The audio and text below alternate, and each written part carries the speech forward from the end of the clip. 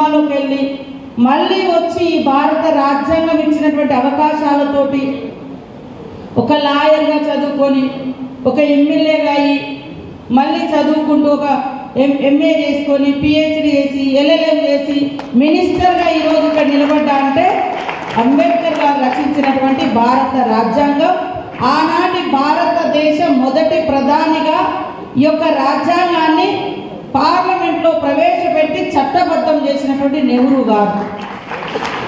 ఇంత గొప్ప సినిమాలు వస్తే మరి కేంద్రంలో బీజేపీ ప్రభుత్వం ఒక్క అవార్డు కూడా సినిమాకి ఇవ్వలేదు, ఆ యాక్టర్కి ఇవ్వలేదు. జై భీమ్ సినిమా వచ్చింది మధ్యలో.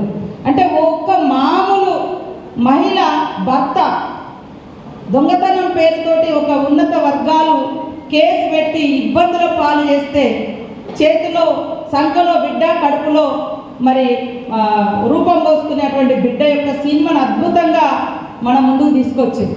అవునా, మాకు ఈ హక్కులు ఉంటాయా అని ఎంతోమందికి ఈ సినిమా ప్రేరణగా నిలిచింది.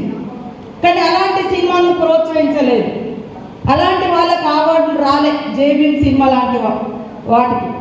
కానీ ఇవాళ పోలీస్ అధికారులు చట్టబద్ధంగా ఉండేటువంటి డ్యూటీలో ఉంటారు, వాళ్ళని బట్టలు ఇప్పేసి ఒక స్మగ్లర్ పాత్రలో ఒక స్మగ్లర్ పాత్రలో ఉండేటువంటి ఒక స్మగ్లింగ్ చేసేటువంటి హీరోలు పోలీస్ అధికారులను పోలీస్ స్టేషన్లలో బయట బట్టలు ఇప్పేసి నిలబెట్టి యథేచ్ఛగా స్మగ్లింగ్ చేసేటువంటి సినిమాలకు మాత్రం కేంద్రం నుంచి అవార్డులు వస్తున్నాయి.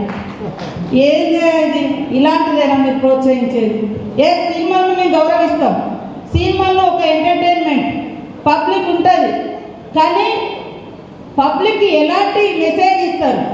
స్మగ్లర్లు హీరోలు అవుతారంట, ఒక అవేర్నెస్ ఇచ్చేటువంటి లాయర్లు జీరో అయితే ఎట్లా?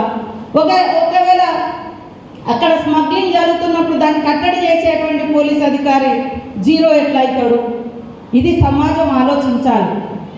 కాబట్టి సినిమా యాక్టర్లైనా సినిమా ప్రొడ్యూసర్స్ అయినా డైరెక్టర్లు అయినా ఈ సమాజాన్ని ఒక ఉన్నతమైనటువంటి సన్మార్గంలో తీసుకెళ్లేటువంటి లక్షణాలు, ఇతరుల గురించి తప్పించేటువంటి భావాన్ని, ఇతరులకు హెల్ప్ చేసే భావాన్ని, ఇతరుల గౌరవాన్ని కాపాడే విధంగా సినిమాలు తీస్తే సమాజం ఇంకా సన్మార్గంలో నడుస్తుంది. అదే మరి వేరే ఆలోచనలతో పోతే, నిన్న ఒక అతనంట మహారాష్ట్రలో 2 మర్డర్ కేసులు ఉన్నాయి, తప్పించుకొని తిరుగుతున్నాడు చాలా రోజుల నుంచి. ఎక్కడ దొరికిందంటే మరి ఈ సినిమా హాల్ పుష్ప 2 సినిమా చూసుకుంటూ దొరికింది.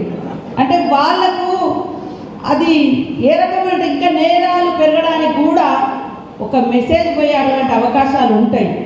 మేము తప్పు పడతలేము, కానీ చట్టబద్ధంగా ఉండేటువంటి అధికార వ్యవస్థను, రాజ్యాంగం ఇచ్చినటువంటి అధికారిక వ్యవస్థను గౌరవించాలి. అలాంటి మెసేజ్ని ఖచ్చితంగా ప్రతి ప్రొడ్యూసర్, యాక్ట్ చేసేటువంటి యాక్టర్లు అది ఫాలో కావాల్సిన అవసరం ఉంది. కాబట్టి ఈరోజు సమాజం యొక్క ఉన్నతి మనందరి ఉన్నతి, మన పిల్లల భవిష్యత్తే మనందరి భవిష్యత్తు. పిల్లల్ని సన్మార్గంలో నడిపించాలి. మరి పాస్టర్లు కూడా అక్కడక్కడ